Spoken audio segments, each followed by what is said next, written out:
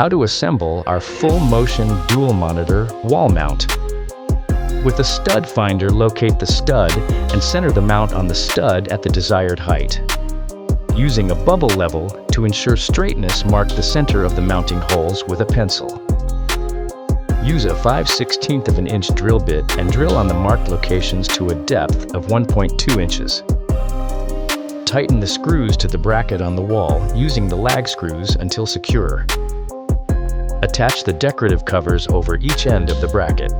Lower the dual arm splitter onto the wall plate until it clicks.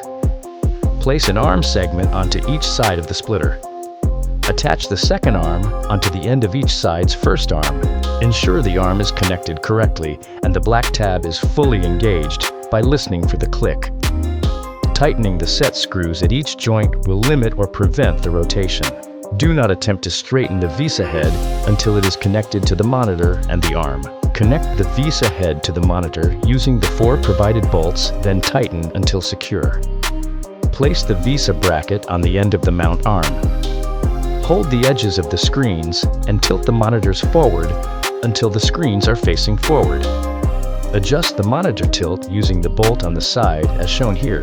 If the monitor does not stay at the desired angle or droops slowly over time, tighten the bolt to increase tension on the joint. Tighten the set screw on the back of the joint partially or fully to prevent rotation.